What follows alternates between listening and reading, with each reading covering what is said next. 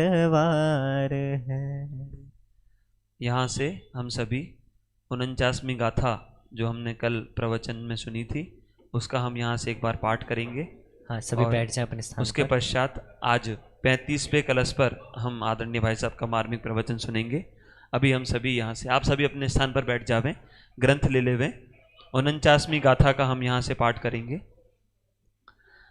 अरसमरूपम गंधम अवत्तम चेदना गुणमसद्दम जाण अलिंग गहनम जीवमणि दिट्ठ संठाणम।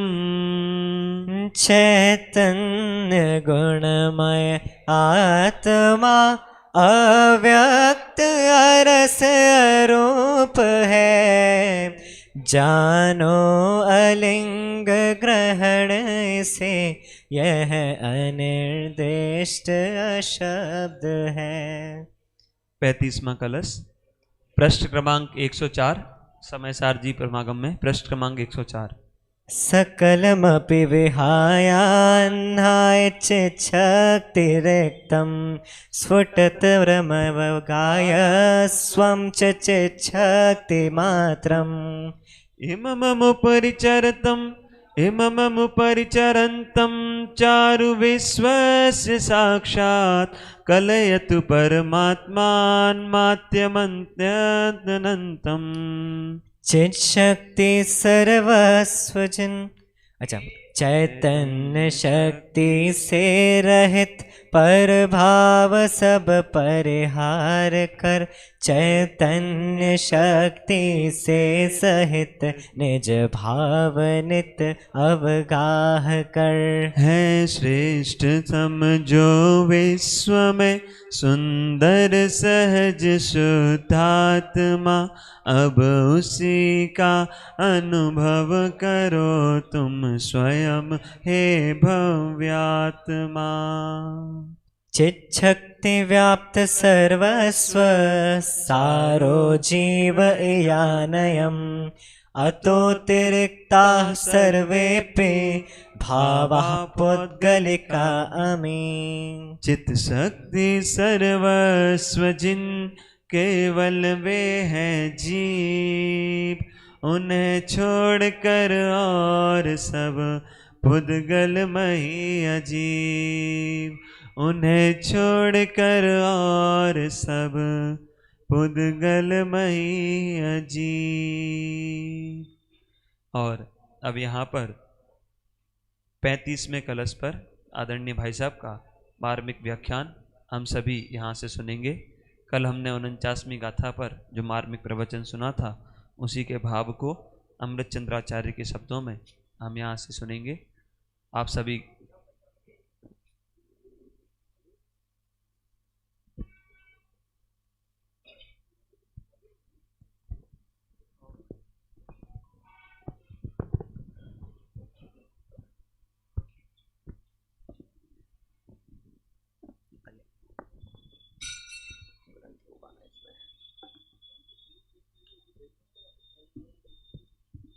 अब ये तो कोई बात नहीं। ग्रंथादिराज समय सार परमागम में पृष्ठ क्रमांक है 104, 104 पर कलश क्रमांक 35।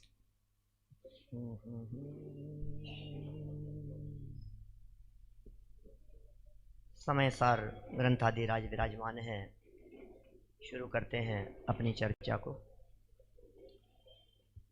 चलिए मंगलाचरण। जय श्री ओम नमः सिद्धि। ओम जय जय जय नमोस्तु नमोस्तु नमोस्तु। नमो अरिहंताणम, नमो सिद्धाणम, नमो आयर्याणम, नमो वज्रायाणम, नमो लोये सव्यसाहुणम।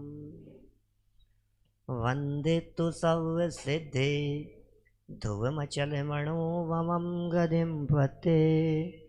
वोचामि समय पाहुड मिणमो सुध केवली वणिदम। नमः समय साराय स्वानुभूत्या चकासते चेत स्वभावाय भावाय सर्वभावांतरच।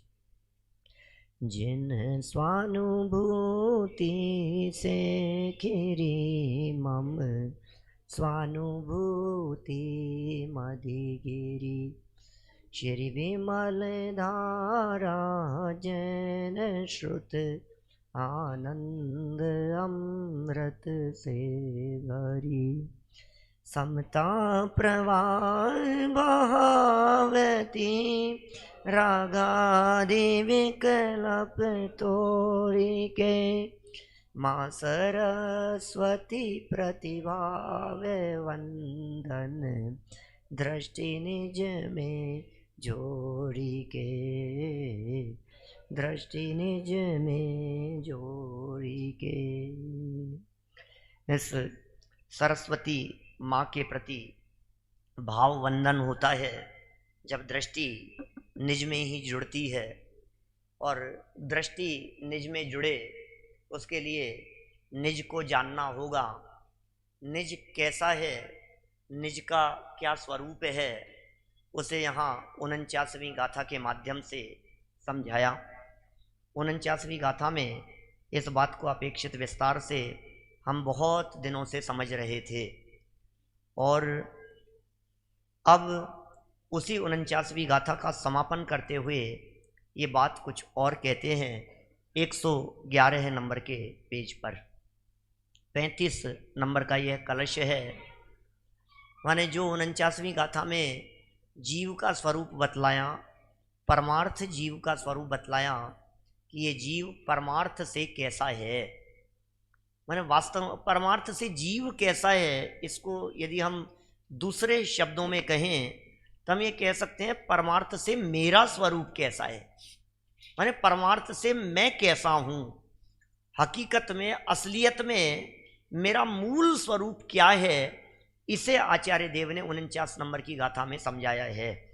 और हमने बहुत भावपूर्वक उन सब बातों को देखा है कि ये आत्मा चैतन्य गुणमय है, अरस है, अरूप है, अगंध है, अशब्द है, अनिर्दिष्ट संस्थान है, अव्यक्त है, अलिंग ग्रहण है और चेतना गुण से सहित है। वास्तव में बातें तो ऐसी लगती थी हमें कि इसमें जो 8 बातें थी वो तो निषेधात्मक है और एक अस्थि से है, 8 नास्ति से है। लेकिन जो नास्ति लग रही थी वो भी नास्ति नहीं थी। जैसे अरस पना, तो ये अरस भी जीव का स्वरूप है। अमूर्तिकपन, तो अमूर्तिक आत्मा का गुण है ना। जैसे अमूर्तिकपना आत्मा का गुण है, ऐसे ही अरूपपना, अरसपना, अगंधपना ये भी आत्मा में गुण हैं इस तरह के। भले ही निषेधात्मक बात करो, लेकिन ऐसा नहीं है कि स्पर्शन इंद्रिय में छूने की ताकत नहीं है। स्पर्शन इंद्रिय में छूने की ताकत हो या नहीं हो, आत्मा में स्पर्श न हो सके एक ऐसी योग्यता है। जैसे अग्नि में जलाने की सामर्थ्य है, लेकिन दुनिया में बहुत पदार्थ ऐसे हैं उनमें जलने की सामर्थ्य नहीं है। तो अग्नि क्या करेगी, उसमें जलने की सामर्थ्य नहीं है। इसी तरह से दुनिया में बहुत पदार्थ हैं जिनमें स्पर्श होने की योग्यता है। ग्रंथ में, पुस्तक में, माइक में, इसमें स्पर्श होने की योग्यता है। ख्याल में आ रही है बात। लेकिन आत्मा में एक ऐसी योग्यता है, एक ऐसी शक्ति है, एक ऐसी पावर है जिसका नाम है अस्पर्श नाम की पावर, अगंध नाम की योग्यता, अवर्ण नाम की योग्यता, अरूप नाम की योग्यता, ये सब आत्मा में योग्यता है। अव्यक्त नाम की योग्यता, अलिंग ग्रहण नाम की योग्यता, ऐसे ही चैतन्यमय नाम की योग्यता, इन सब योग्यताओं की चर्चा की। लेकिन इन सब में जो एक ही है वो भारी पड़ती है, अपने आप में वो बहुत भारी पड़ती है, और उस योग्यता का नाम है ज्ञान नामक सामर्थ्य। आज उसकी चर्चा 35 और 36 नंबर के कलश के माध्यम से हम कर रहे हैं।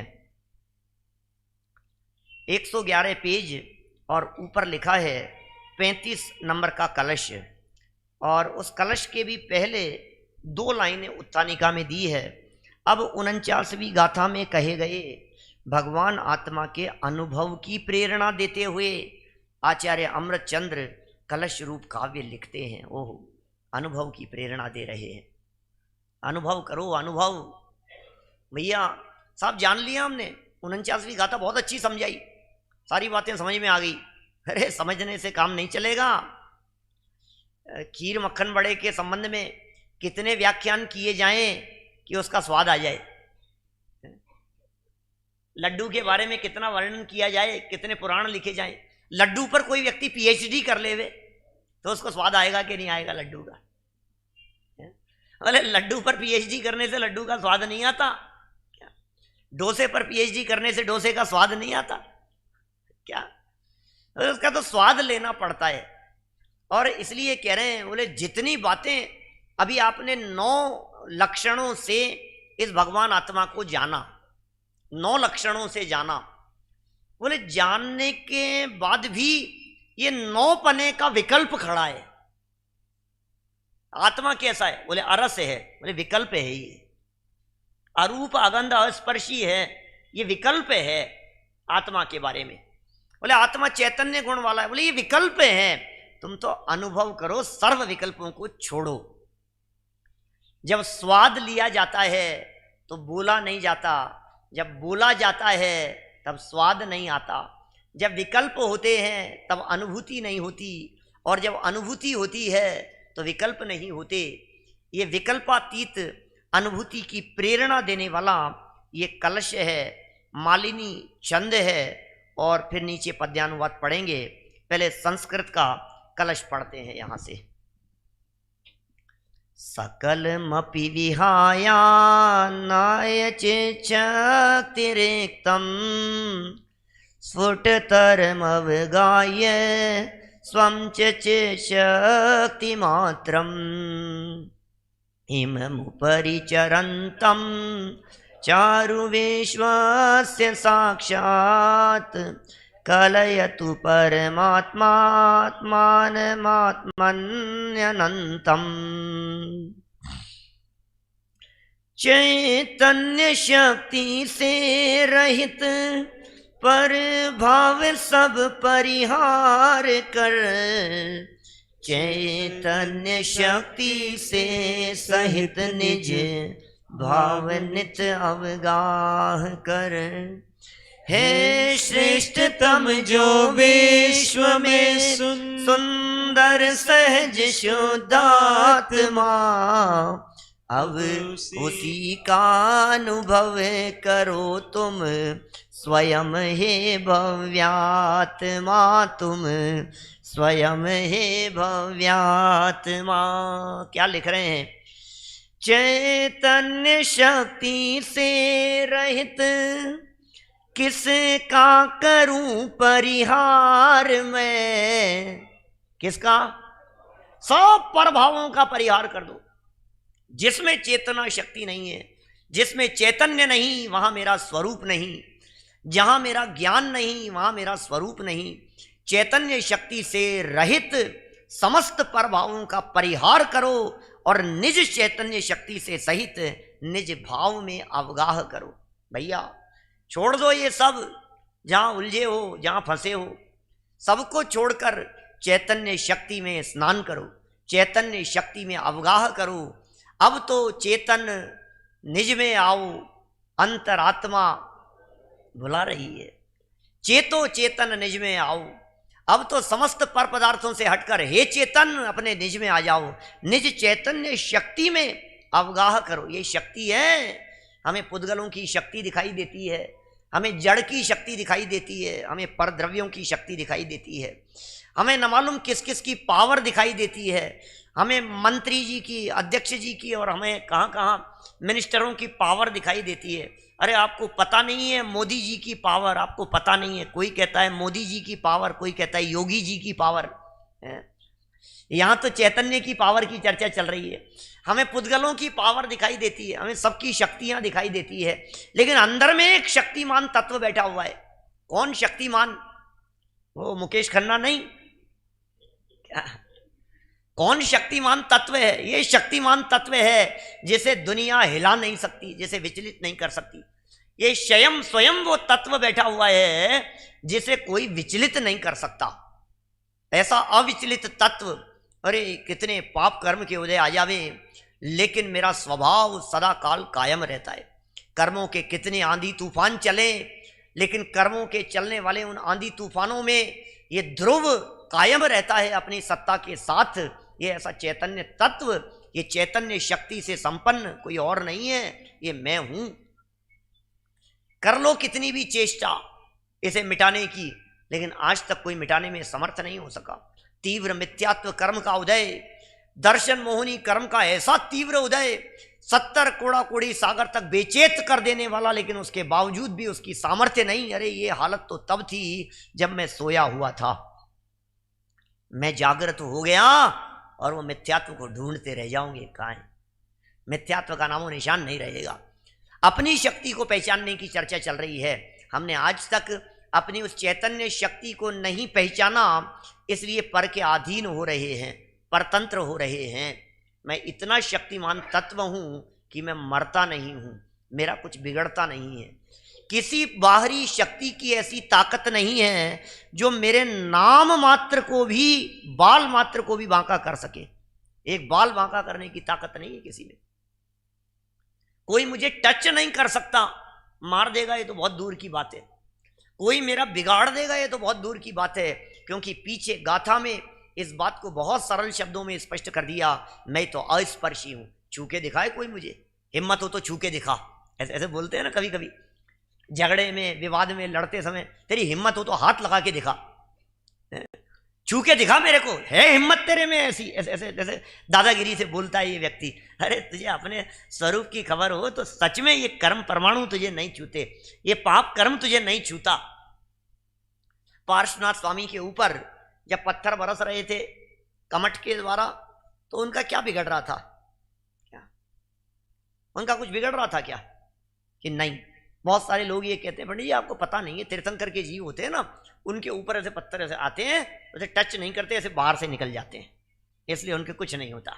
ऐसे पत्थर आए, उनको छू नहीं रहे थे, ऐसे दूर से आए, जैसे ये यहाँ बैठे हुए हैं तो यहाँ से आए ऐसे तेजी से और यहाँ आकर के ये गिर गए, तो उनको टच नहीं करते। अच्छा, पार्श्वनाथ स्वामी के ऊपर तो टच नहीं करते।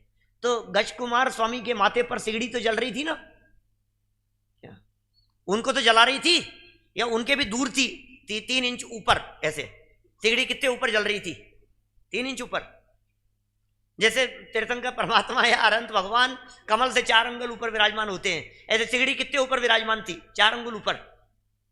वो तो छू रही थी, जला रही थी ना। अरे कहां जला रही थी? जहां वो अग्नि जलाती है वहां हमारा स्वरूप नहीं है, और जहां हमारा स्वरूप है उसे अग्नि जला नहीं सकती है, क्योंकि हमारा स्वरूप तो अस्पर्शी है, और जलाने का काम स्पर्श के बिना नहीं होता। जल गया, कैसे जलेगा अंग्रेजी भाई साहब? जलेगा कैसे? ये छुआ और जल गया, ये अग्नि को टच किया और जल गया। कैसे जला? छूने से जला ना। ये जो उष्णता है ये स्पर्श गुण की ही तो पर्याय है। अग्नि गर्म है, गर्म लग गया भाई साहब, गर्म लग गया, जल गया मैं। जलना क्या होता है? जलने का थोड़ा सा क्या कहेंगे उसे, ऑपरेशन करो। मैं जल गया, इसकी थोड़ी सी चीर फाड़ करके देखो, अंदर से खोलो इसको तो क्या निकलेगा अंदर। मैं जल गया, इसमें क्या निकलेगा? जल गया। कौन जला, मैं या शरीर? और जलना किसे कहते हैं? जलना है क्या? पुद्गल द्रव्य के स्पर्श नामक गुण की उष्णता नामक पर्याय। जलना ये उष्णता है, और उष्णता ये स्पर्श गुण की पर्याय है। हल्का, भारी, रूखा, चिकना, कड़ा, नरम, ठंडा, गरम, ये तो पुद्गल की पर्याय है ना। कौन से गुण की? स्पर्श गुण की। और स्पर्श किसका गुण है? कि पुद्गल का। तो पुद्गल का गुण और पुद्गल द्रव्य, उसकी पर्याय पुद्गल में होती है या जीव में होती है? ये पुद्गल में होती है। तो स्पर्श गुण पुद्गल में, स्पर्श गुण की पर्याय माने उष्णता, वो भी पुद्गल में। और मैं पुद्गल हूं नहीं, तो मुझे कहां से जला सकती है? मैं जल गया। एक खेत किन्ने इस बात को देख करके, मैं अस्पर्शी हूं, ये मुझे छूते तक नहीं है, ये उपसर्ग मुझे टच नहीं करता है, ये बात यहां कह रहे हैं। मैं तो चैतन्य शक्ति से सहित हूं, निज में ही अवगाहन करो। आपको पता है, आपको दुनिया में जिस जिसकी महिमा आ रही है, 3 लोक में एक सबसे ज्यादा महिमावान तत्व है, वो तत्व कोई और नहीं है, ये अंदर में विराजमान है श्रेष्ठतम जो विश्व में। कौन है विश्व में सबसे महान तत्व? बतलाओ, विश्व में जो सबसे श्रेष्ठ है वो बतलाओ, कौन है? आपके अजमेर में कौन है? यहां के महापौर कौन है? यहां जिलाध्यक्ष अजमेर में। और फिर राजस्थान में, राजस्थान में सर्वश्रेष्ठ कौन है बताओ? राज्यपाल, मुख्यमंत्री। और हिंदुस्तान में, हिंदुस्तान में सर्वश्रेष्ठ कौन है? नरेंद्र मोदी श्रेष्ठ है ना हिंदुस्तान वाले भाई साहब, टॉप पद पर है। राष्ट्रपति टॉप नंबर 1 प्रथम नागरिक हैं। अच्छा, सबसे टॉप है ना, उनसे भी टॉप कोई? अच्छा, वो तो चलो हिंदुस्तान के हैं। अभी और देशों की बात करो, कुछ देशों को मिला लो, बोले वो तो सुनते ही नहीं है, वो तो सुन ही नहीं रहा है। वो कोरिया वाला नहीं सुन रहा है, वो यूक्रेन वाला नहीं सुन रहा है, वो नहीं सुन रहा है। मोदी जी की कौन सुने बताओ? यहां से बाहर निकलने के बाद में उनकी चलती नहीं है। बोले कौन है बतलाओ? ऐसा कोई व्यक्ति बतलाओ जो सर्वश्रेष्ठ हो। तो फिर हमने कहा कि सुनो भैया, आपके हिंदुस्तान में भले ही नरेंद्र का शासन चलता हो, लेकिन हमारे इस तीनों लोकों में तो एकमात्र जिनेंद्र का शासन चलता है। क्या? जिनेंद्र का शासन चलता है। सर्वश्रेष्ठ कौन? बोले जिनेंद्र, जिनेंद्र जैसा कोई नहीं है। अच्छा, जिनेंद्र देव वे तो श्रेष्ठ है ना। अब जिनेंद्र देव से पूछो ये साहब, आप तो, आपके आगे तो 3 लोग झुकता है, आप तो 3 लोग के नाथ हैं, आप भी किसी के आगे झुकते हो क्या? आपसे भी बड़ा कोई है क्या? तो क्या कहेंगे? देखा जब अपने अंतर को कुछ और नहीं। अरे भाई, तुम भी भगवान हो, तुम्हारा जो अंदर बैठा हुआ स्वभाव है वो अनादि अनंत है। ये पर्याय क्यों पूज्य हो गई? क्योंकि उसने त्रिकाली का आश्रय लिया था। ये सर्वश्रेष्ठ, श्रेष्ठतम जो विश्व में, इस पूरे विश्व में यदि कोई श्रेष्ठ है तो वो कौन है? ये शुद्धात्मा, सहज सुंदर शुद्धात्मा। शुद्धात्मा से बढ़कर कुछ नहीं है। किसी की भी शरण में चले जाओ, सुख शांति मिलने वाली नहीं है, और अपनी शरण में आ जाओ, दुनिया की कोई ताकत दुखी करने में समर्थ नहीं हो सकती। है श्रेष्ठतम जो विश्व में, इस विश्व में जो श्रेष्ठ नहीं है, जो श्रेष्ठतम है, श्रेष्ठ है, श्रेष्ठतर है, श्रेष्ठतम है इस पूरे विश्व में, इससे बढ़कर और कोई नहीं है। कैसा? सहज सुंदर एक है। इस विश्व में सहज है, सुंदर है, कभी उसकी सुंदरता मिटती नहीं है। कैसा सुंदर तत्व है वो? हमें बाहर में पदार्थ सुंदर दिखाई देते हैं, सच बतलाओ। विवेकानंद ने एक वाक्य कहा था, जब कोहिनूर को देखा तो उनके मुख से वचन निकला कि कोहिनूर से भी ज्यादा कीमती कोई और है। बोले क्या है? आपको कोहिनूर की कीमत समझ में आ रही है, कोहिनूर को देख करके अट्रैक्ट हो रहे हो, कोहिनूर से ज्यादा कीमती कौन है? बोले आंखें। ये विवेकानंद स्वामी ने कहा। क्या कहा? कि आंखें उससे भी ज्यादा कीमती है। यदि आंखें नहीं होती तो कोहिनूर को कौन देख पाता? उससे बहुमूल्य किसे कहा उन्होंने? आंखों को कहा। और हमारे ये वीतरागी संत ये कहते हैं नहीं, आंखों से भी बहुमूल्य एक और है, क्योंकि आंखें होते हुए भी दिखाई नहीं देता, देखने वाला तत्व अंदर में बैठा हुआ है, उसका नाम है ज्ञान शक्ति। वो बहुमूल्य है, वो कुछ अद्भुत शक्ति है। ज्ञान से देखते हैं हम, आंख से नहीं देखते हैं। हम कान से नहीं सुनते हैं, हम ज्ञान से सुनते हैं। हम वो नहीं सुनते हैं जो आप कह रहे हैं। मुझे मालूम है, मैं जो कह रहा हूं वो आप सुन नहीं रहे। जो आचार्य देव कह रहे हैं वो सुनते कहाँ हैं हम? सुनना कैसे कहते हैं? कर्णेंद्री का विषय तो बनता है लेकिन सुनते नहीं है। यहाँ सुनने की बात कह रहे हैं। कर्णेंद्री का विषय भी वही बनता है जहाँ उपयोग होता है, उपयोग के अनुसार प्रयोग किया जाता है। कान से सुनाई नहीं दे रहा है। अरे सुना नहीं क्या? वो ध्यान ही नहीं था, पता ही नहीं क्या कह दिया, क्या बोले। कभी कभी ऐसा नहीं होता है जितेंद्र जी साहब, सब लोग हंस रहे होते हैं, प्रवचन में किसी बात को सुन करके फिर आप बगल वाले से पूछो क्या बात है, क्या कहा है? ये क्या हुआ, आप कहाँ चले गए थे? यानी यहीं तो बैठा था, यहां बैठे थे क्या? मैं कहाँ बैठा हूं, मैं कहाँ हूं और मैं कैसा हूं? दो वाक्य कहते हैं, मैं कहाँ जहां मेरा उपयोग। कहां चले गए भाई साहब? सामने बैठे हुए व्यक्ति से कभी कभी ऐसा प्रश्न कर लेता है, अरे कहां चले गए, कहां हो? कि यहीं तो हूं। ये कहां हो, आप कैसा प्रश्न कर रहे हो? ये मूर्खता जैसा प्रश्न नहीं है। कहां हो, ये कैसा प्रश्न है? कहां हो, सामने वाले से पूछ रहे हैं कहां हो। इसका मतलब ये है आपका उपयोग कहां है, आपका ध्यान कहां है, आप कहां चले गए, कहां खो गए। इसका मतलब आपका उपयोग कहां चला गया, हम कहां हैं। इस बात का निर्णय होता है क्षेत्र से नहीं होता, उपयोग से होता है। आपका उपयोग कहां है। चलो प्रभु चलें, कहां?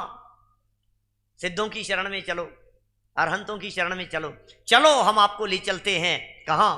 पंचमेरु जिनालयों की वंदना करने के लिए। अच्छा चलो चलें, चलो हम आपको नंदीश्वर द्वीप ले चलते हैं। पंडित जी आपको पता नहीं है, मनुष्य गति के जीव हैं, जा नहीं सकते, आप कैसे ले जाओगे? चलो अकृत्रिम चैत्यालयों की वंदना करने के लिए चलते हैं। और आप लोग तैयार भी हो जाते हैं। चलो कौन कौन तैयार है? हम तैयार हैं। नंदीश्वर द्वीप के लिए कौन कौन तैयार है? बोलो, वंदना करने के लिए बोलो। अच्छा चलें नंदीश्वर द्वीप की वंदना करने के लिए। बोलो भैया संकित, चलें नंदीश्वर द्वीप की वंदना करेंगे। हाँ चलो चलो चलो। मरे बिना नंदीश्वर नहीं दिखेगा क्या? कैसे कैसे नंदीश्वर देखोगे आप? मरे बिना नहीं दिखेगा, क्योंकि मरे बिना स्वर्ग नहीं मिलता। उपयोग के माध्यम से जाया जा सकता है। ज्ञान में एक शक्ति है, 3 लोक में ज्ञान जैसी पावर किसी और में नहीं है। अद्भुत शक्ति से युक्त है ये ज्ञान। इस ज्ञान शक्ति की बात कर रहे हैं। चैतन्य शक्ति से सहित कौन है? चैतन्य शक्ति से सहित निज भाव नित अवगाह कर। निज भाव का अवगाहन करो, निज भाव को जानो उस चैतन्य शक्ति में। चैतन्य शक्ति तो सदा काल है, लेकिन उसमें निज भाव का अवगाहन ये करने की प्रेरणा दे रहे। शक्ति तो सदा काल है, सवाल शक्ति की व्यक्ति का है, सवाल उस शक्ति को पहचान लेने का है। आप यदि उस शक्ति को पहचान नहीं पाएंगे तो शक्ति किसी काम नहीं आएगी। कहते हैं सबके पल्ले लाल, लाल बिना कोई नहीं, तो काहे भये कंगाल कि गांठ खोल। देखी नहीं हमने इस सुंदरता को। है श्रेष्ठतम जो विश्व में सुंदर, सुंदर विश्व में सबसे सुंदर। अपने आप को कामदेव समझ रखा है क्या? विश्व में सबसे सुंदर कौन होता है? क्यों साहब, नाना जी, एडवोकेट साहब बोलो, ये विश्व में सबसे सुंदर कौन है? कौन है विश्व में सबसे सुंदर? अरे विश्व में जो सबसे सुंदर होते हैं उनको कामदेव कहते हैं। अच्छा, कामदेव सबसे सुंदर होते हैं। मैं कभी जब ये भक्तामर की चर्चा चल रही होती है और वो श्लोक आता है ना, दृष्ट्वा भवंत मनिमेष विलोकनीयम नान्यत्र तोषमुपयाति जनस्य चक्षु पीत्वा पयः शशिकरः द्युति दुग्ध सिंधु। कल याद कर रहे थे ना, चारम जलम जल हृदय रसि तुम के इच्छेत। कौन इच्छा करेगा? क्या क्या बात क्या कही है? दृष्ट्वा भवंतम, बड़ा सुंदर छंद है, बड़ा सुंदर श्लोक है, भक्तामर का काव्य है, बड़ा आनंददायक लगता है। भगवान को देखने के लिए आए और क्या कहते हैं, हे भगवान आपको देखते समय दृष्टवा, दृष्टवा त्वा प्रत्यय क्या कह रहे हैं? देख कर, ऐसा करके, दृष्टवा भवंतम आपको, कैसे देखकर? अनिमेष विलोकनीयम। प्रकाश जी भाई साहब कैसे देखे? तेरे चेहरे से क्या हटे? कैसे? नजर, नजर नहीं हटे, आंखों के सामने पलकें भी आ जाए मान लो, तो मैं नहीं कह रहा हूं, मान दूंगा चारे कह रहे हैं, आंखों के सामने यदि पलकें आ जाए तो डिस्टर्बेंस महसूस होता है। अरे ये क्यों आ गई है ये पलक सामने? भगवान को देखते समय जब आंखों के सामने पलक भी आ जाती है, ऐसे आंख बंद पलक झपकना कितना फास्ट है, आपको पता नहीं लगा होगा, अभी लग रहा होगा पता। आप यहां 2 घंटे से बैठे हैं, ज्यादा हो गए, 2.5-3 घंटे हो गए बैठे बैठे। इस 2.5-3 घंटे बैठे बैठे में आपके आंखों के सामने कोई चीज आ गई थी और फिर हट गई, ऐसा पता लगा क्या?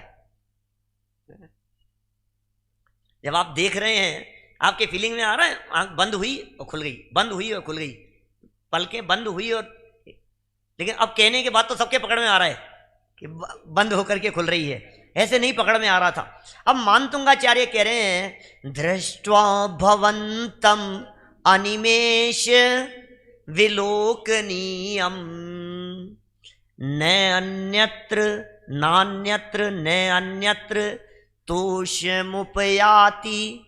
संतोष प्राप्त होता है जनस्य चक्षु, लोगों के नेत्रों को। हे जिनेंद्र देव, जब आपको देख लिया है तो फिर अब दुनिया में क्या देखूं मैं, ये बताओ तो सही। अब मुझे देखने वाला कुछ दिखता ही नहीं है, मैं किसको देखूं? ये बात तो भगवान की भक्ति और स्तुति में कही गई है, लेकिन यदि अमृतचंद्राचार्य इसकी जगह पर होते तो फिर क्या कहते? क्या जग घूमे मारे जैसा न कोई। क्यों? सारे जग में घूम लिया, मेरे जैसा कोई और दूसरा दिखाई नहीं देता। ये अमृतचंद्राचार्य देव के वचन है। कबीरदास जी ने 2 लाइनें लिखी, बुरा देखने मैं गया बुरा न दिख्या कोय, और जब दिल खोजा आपना उससे बुरा न कोय। ये तो कबीरदास जी की बात है। अमृतचंद्राचार्य देव क्या कहते हैं? ये कहते हैं, भला देखने मैं गया सारे दुनिया में, भला देखने मैं गया भला न दिख्या कोय, और जब देखा निज आत्मा उससे भला न कोय। जब देखा अपने आत्मा को, अरे भाई साहब ये कह रहे हैं सुंदर है, सर्वांग सुंदर तत्व अंदर में विराजमान है। जिसने एक बार उस चैतन्य की अनुभूति की उसे क्या कहते हैं? पीत्वा पय शशिकर द्युति दुग्ध सिंधु क्षारम जलम जल निधे रसी तुम के इच्छेत। बोलो, मीठा नारियल का पानी पी लेने के बाद अब कोई व्यक्ति ये कहे, अरे क्या 1 गिलास पानी पिया है तुमने? ये चंद्रमा की किरणों के समान सुंदर पवित्र चमकता हुआ दैदीप्यमान दुग्ध जैसा मीठे जल को पी लेने के बाद 1 गिलास, अरे ये समुद्र है तुम्हारे सामने, अरे इस खारे जल को कौन पिएगा, कौन इच्छा करेगा? ऐसे ही एक बार अपने चैतन्य आनंद रस को चख लेने के बाद अब कौन इच्छा करेगा, कौन इच्छा करेगा अब इन विषयों के विष को पीने की, हलाहल जहर को पीने की कौन इच्छा करेगा? ये खतरनाक दिखाई देते हैं, ये मीठे जहर वत दिखाई देते हैं। लगते तो अच्छे हैं, लगते बहुत आकर्षक हैं, लेकिन पड़ेंगे बहुत महंगे भाई साहब। जब इनको भोगने का प्रसंग आएगा, जब इनका फल भोगेगा तो पता लगेगा।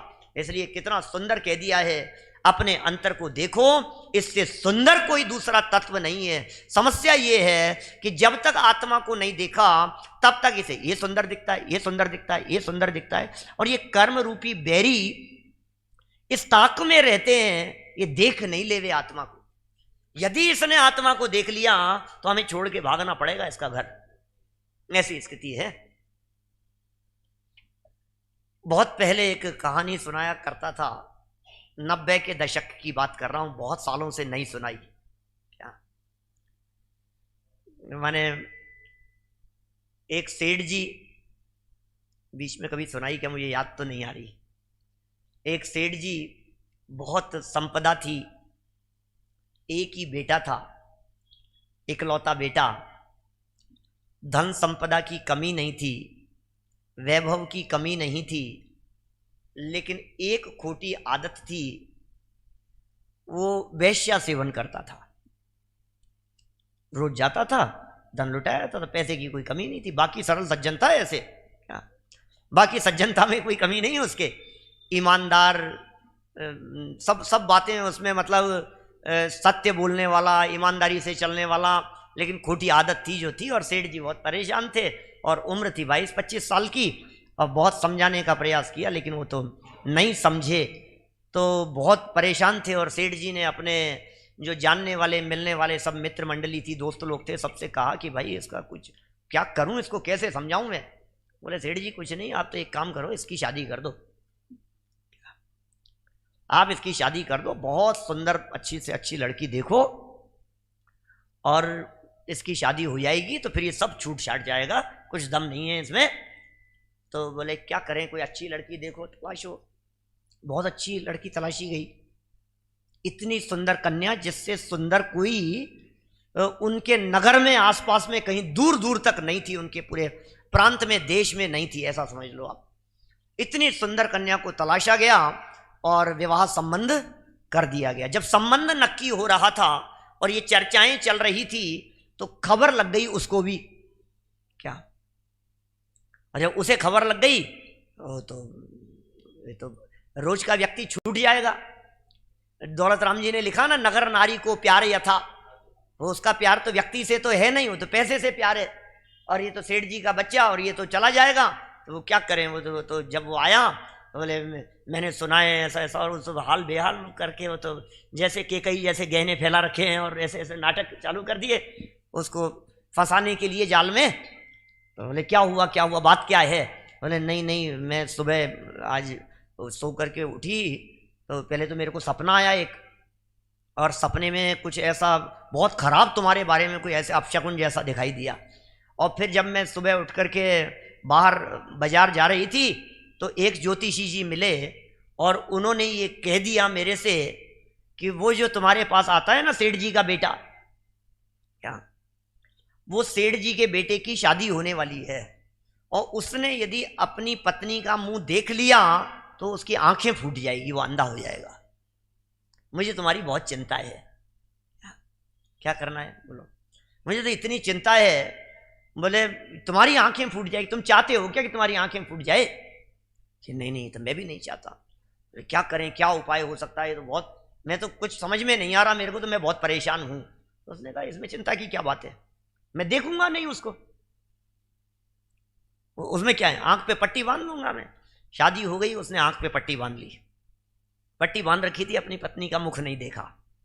अब जब उसका मुख नहीं देखा तो रोजाना इसका आना जाना वहां चलता रहा बराबर। घर से बाहर निकलता और पट्टी खोल लेता और घर के अंदर आता और आंख पर पट्टी बांध करके दोबारा घर में आता। उसकी पत्नी भी बहुत परेशान थी इस बात को लेकर के। एक दिन पत्नी ने कह दिया उससे, काफी दिन निकल गए और पत्नी ने कहा कि मुझे इतना तो पता है कि आपको आंखों से दिखाई तो देता है, और इतनी भी मुझे खबर लगी है कि आप घर से बाहर निकलते हो और आंखों से पट्टी खोल लेते हो और घर में आते हो और आंखों में दोबारा पट्टी बांध लेते हो। बोलो अब क्या किया जाए, मेरे को समझ में नहीं आ रही बात। तो अब ये सरल सज्जन तो था ही, इसने सारी बात अपनी पत्नी को बता दी। पत्नी को बता दी कि भाई अब देखो ऐसा ऐसा है, तुम्हारा चेहरा यदि मैंने देख लिया, तुम्हारी शक्ल देख ली तो मैं अंधा हो जाऊंगा, आंखें फूट जाएगी मेरी, ऐसा ऐसा कहा। अब तुम बताओ क्या तुम चाहती हो, क्या ऐसा मेरे साथ में हो जाए। तो पत्नी ने कहा एक काम हो सकता है। क्या काम हो सकता है, क्या करें पापा।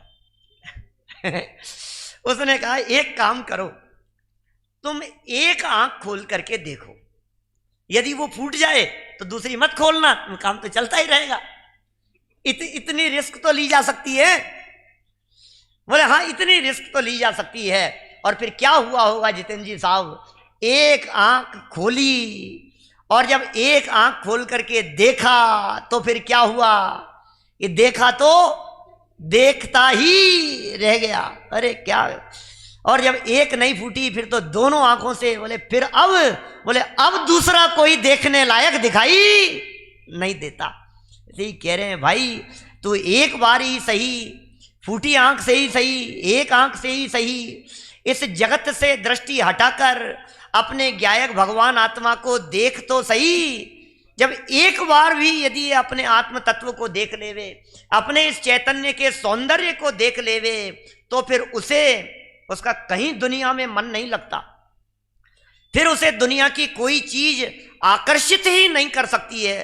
फिर ले चलो चाहे उसे, फिर क्या होगा, चाहे घर में रहे चाहे वन में रहे, क्या फर्क पड़ता है, युद्ध क्षेत्र में हो, भोजनशाला में हो, है स्नान घर में हो, मंदिर में हो, तीर्थ क्षेत्र में हो, गार्डन में हो, पिकनिक में हो, है कहीं भी जा रहे हो, फिर क्या होगा भाई साहब, अब तो बस चाहे घर में रहे चाहे वन में रहे, जो निज में समाये रहते हैं, सब काम जगत के, क्या फर्क पड़ता है दुकान पर बैठे हैं कि कहाँ बैठे हुए हैं, फैक्ट्री में बैठे हुए हैं, दुकान पर बैठे हुए हैं, गाड़ी में सफर कर रहे हैं या फ्लाइट में सफर कर रहे हैं, फर्क क्या पड़ता है, क्योंकि ज्ञानी कहीं पर में नहीं रहते, ज्ञानी तो निज में रहते हैं। निज के सौंदर्य की बात ही कुछ और है। ये चैतन्य शक्ति की सुंदरता की बात कर रहे हैं। पूरे विश्व में सबसे सुंदरतम यदि कोई पदार्थ है तो वो चैतन्य आत्म तत्व है। ये कलश कह रहा है श्रेष्ठतम जो विश्व में सुंदर सहज शुद्धात्मा, अब उसी का अनुभव करो तुम। किसको कह रहे हैं, किसको कह रहे हैं, अमृत चंद्राचार्य देव, बोलो सौरभ जी, किसको कह रहे हैं ये, तुम अनुभव करो भैया, उसका अनुभव करो। लड्डू का अनुभव बहुत किया होगा, बाह्य मिष्ठानों का अनुभव बहुत किया होगा, लेकिन आज कहा था प्रातः है, तृष्णा की खाई खूब भरी पर तृप्ति मिली कि नहीं मिली, क्या एक बार और क्या बनाना है, आज क्या बनाना है, क्या एक दिन समोसे खिला दिए, एक दिन कचौरी खिला दी, अब क्या करना है, एक दिन डोसे भी खिला दिए, अब क्या करना है, नहीं डोसे तो बहुत अच्छे बने थे, दोबारा एक बार, अरे कितनी बार खाए होंगे, कितनी बार समोसे खाए, जिया जी क्या बनाना है, क्या समोसे समोसे समोसे, क्या आज रुक जाओ कल डोसे बना रहे हैं आपके लिए, अरे क्या कितनी बार खाए हैं बतलाओ, लेकिन तृप्त नहीं हुआ आज तक कभी, ये कह रहे हैं ये आचार्य देव, तृप्ति नहीं मिली, क्योंकि बाहर में कभी तृप्त हुआ नहीं जाता, अंदर में चैतन्य तत्व जो सुंदरतम पदार्थ है उसका अनुभव करने के लिए प्रेरणा दे रहे हैं। ये बार बार कह रहे हैं भाई साहब, अंदर में देखो, शाश्वत देव अंदर में विराजमान है, अंदर के भगवान को देखो,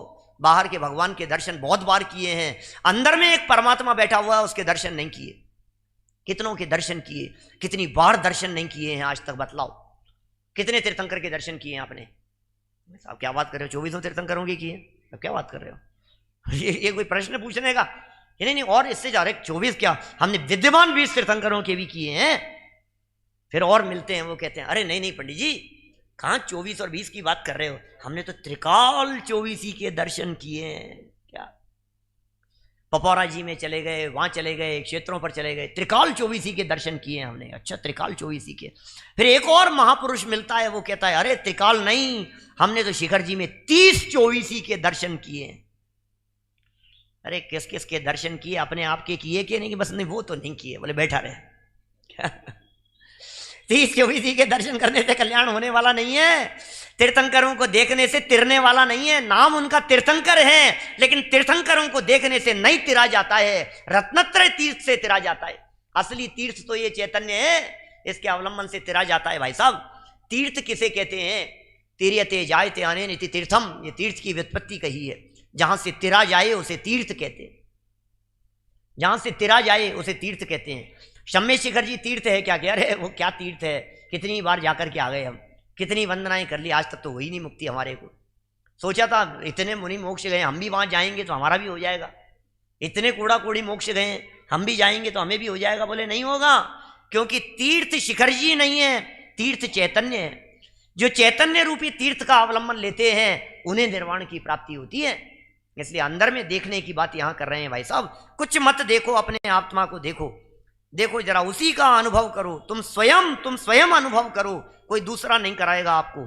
हे भव्य आत्मा, हे परम पवित्र भव्य आत्माओं, तुम उस चैतन्य का, अपने आत्म तत्व का ही अनुभव करो। देखो नीचे लिख रहे हैं इसी के बारे में, हे भव्यात्मन, चैतन्य शक्ति से रहित कौन है, कोहिनूर जड़ है, चैतन्य शक्ति से रहित है। क्या दम है उसमें?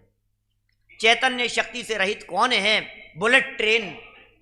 चैतन्य शक्ति नहीं है उसमें, तो क्या दम है इसमें? चैतन्य शक्ति से रहित ये मोबाइल, इंटरनेट, टेक्नोलॉजी, ये सब क्या है? बोले चैतन्य शक्ति से रहित अन्य समस्त भावों को, और समस्त भावों की बात कर रहे हैं। ये जड़ द्रव्य तो चैतन्य शक्ति से रहित थे ही, मोह भाव में भी चेतना नहीं है, राग विभाव भाव में भी चेतना नहीं व्याप्ति है, विभाव भावों में भी चैतन्य शक्ति का व्यापना नहीं होता। इसलिए उसे भी छोड़कर और अपने चैतन्य शक्ति मात्र भाव को प्रकट रूप से अवगाहन करके लोक के समस्त सुंदरतम पदार्थों के, ओह कौन कौन से पदार्थ सुंदर दिखाई देते हैं? 7 वंडर्स दिख रहे हैं। वाओ कितना सुंदर है, कितना सुंदर है, कितना मनोरम दृश्य दिखाई दे रहा है। ये लिख रहे हैं यहां पर, सर्वश्रेष्ठ है कोई और लोक के समस्त सुंदरतम पदार्थों के ऊपर तैरने वाले, समस्त सुंदरतम पदार्थों के ऊपर तैरने वाले, अर्थात पर से पृथक एवं सर्वश्रेष्ठ इस एकमात्र अविनाशी आत्मा को, अविनाशी आत्मा को अपने आत्मा में ही देखो, आत्मा को आत्मा में देखो। यह अमर तत्व है, ऐसा अमर तत्व है कि इसका अवलंबन लेने वाले भी अमर हो जाते हैं। यह ऐसा ध्रुव तत्व है जिसका अवलंबन लेने वाले मरते नहीं है। क्षण भंगुरता कितनी भी हो, लेकिन जिसने इसका अवलंबन लिया वो कभी मरेगा नहीं। ओह, वो कबीरदास जी की फिर 2 पंक्तियां याद आती है। एक कबीरदास जी कहते हैं इस तरह की बात, चलती चक्की देख कर दिया कबीरा रोए, 2 पाटन के बीच में साबुत बचाने को। भाई साहब ये तो दुनिया की हालत ऐसी है। चलती चक्की को देख करके कबीरदास जी आंखों में से आंसू, अरे भाई साहब कौन बचे इनमें, सब पिस जाते हैं और हम भी पिस रहे हैं इस संसार रूपी चक्की में। राग की आग में, द्वेष की कीच में, फंस गया बीच में क्यों संभलता नहीं। राग और द्वेष की कीच में बीच में फंसा हुआ है, 2 पाटन के बीच में साबुत बचाने कोए, चलती चक्की देखकर दिया कबीरा रोए। रोने लगे इस चलती चक्की को देख करके कबीरदास जी। और वहीं खड़ा था एक और, कौन? कमाल। क्या? और वो देख करके क्या नरेश जी भाई साहब, उसने क्या कहा? अरे रोता क्यों है? चलती चक्की देख कर संजय जी दिया कमाल हंसाए। क्यों हंस रहा है वो, क्यों मुस्कुरा रहा है? अरे तुम पिसने की बात कर रहे हो, तुम्हें अकल नहीं है। चलती चक्की देख कर दिया कमाल हंसाए, और कीली के संग जो रहे उसको कौन पिसाए।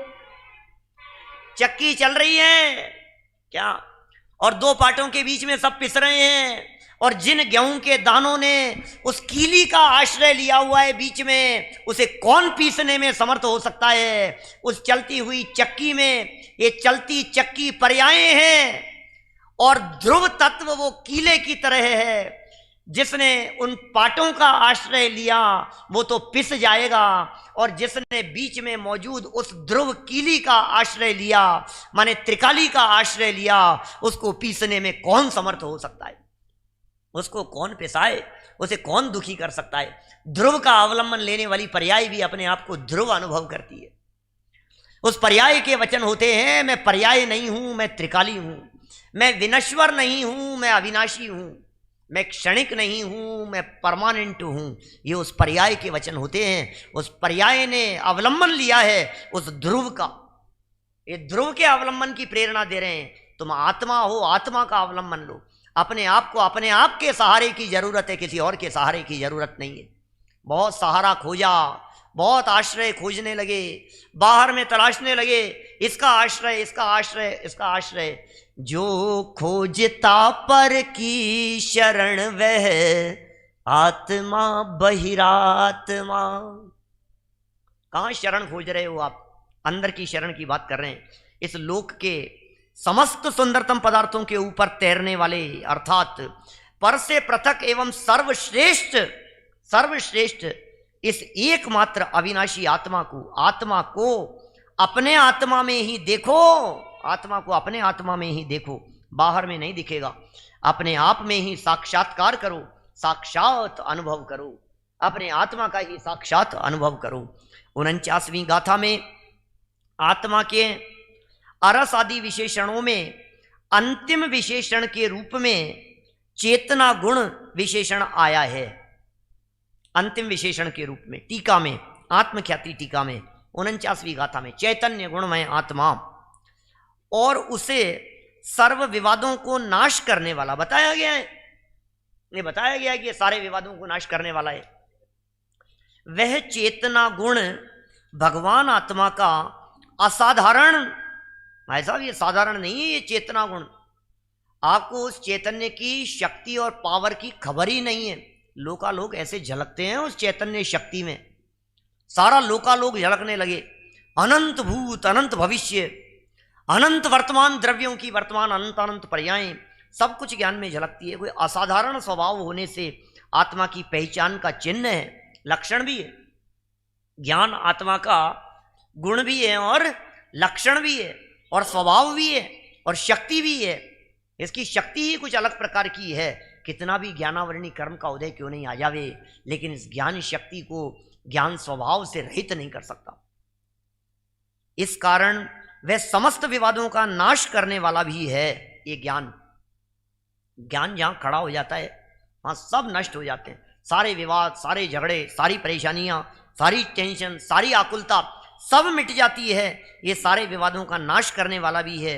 उसके साथ अविनाभावी रूप से रहने वाले, ये बहुत महत्वपूर्ण तथ्य की ओर ध्यान आकर्षित कर रहे हैं। क्योंकि बात जब चैतन्य चैतन्य चैतन्य की करते हैं ना, तो वहां चैतन्य का अर्थ चैतन्य नहीं होता।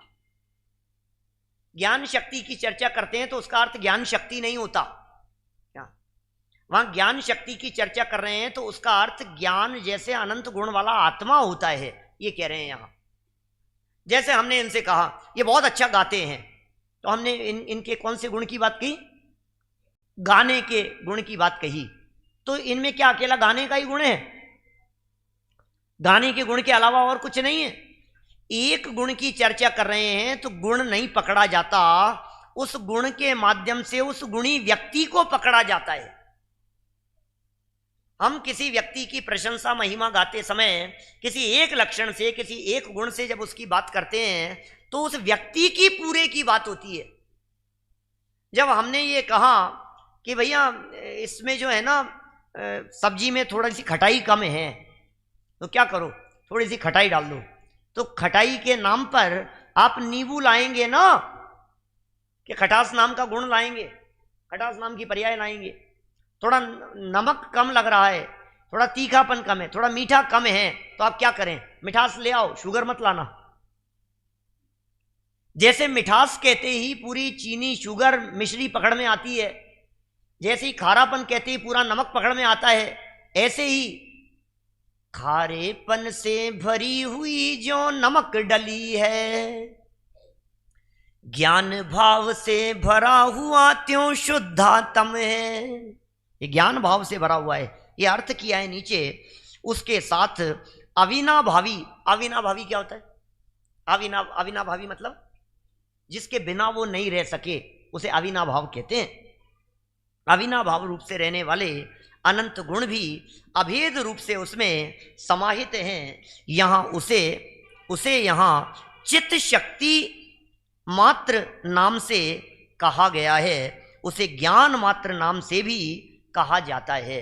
ये 35वें कलश में जिस ज्ञान शक्ति की चर्चा की, जिस चैतन्य शक्ति की चर्चा की, वास्तव में चर्चा तो चैतन्य शक्ति की है, लेकिन हकीकत यह है कि यहाँ चैतन्य शक्ति को नहीं बतलाना, यहाँ चेतना को बतलाना है, यहाँ चैतन्य को बतलाना है, यहाँ आत्म तत्व को बतलाना है।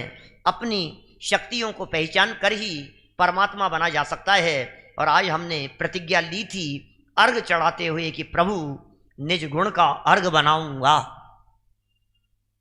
ये ज्ञान की बात जो कही नहीं है, ज्ञान में अनंत गुणों की भी अभेद रूप से समाहित हैं। निज गुण का अर्घ बनाऊंगा और उससे क्या होगा कि निश्चित तेरे सदृश प्रभु अरहंत अवस्था पाऊंगा। हमारी भी ऐसी अरहंत दशा हो, इसी मंगल भावना से बात को यहीं विराम देता हूं। चर्चा शुरू करते हैं हम लोग समय सार ग्रंथादिराज की। जनवाणी यहीं से बोल लीजिए, बैठे बैठे ही और बैठे रहिए आप लोग।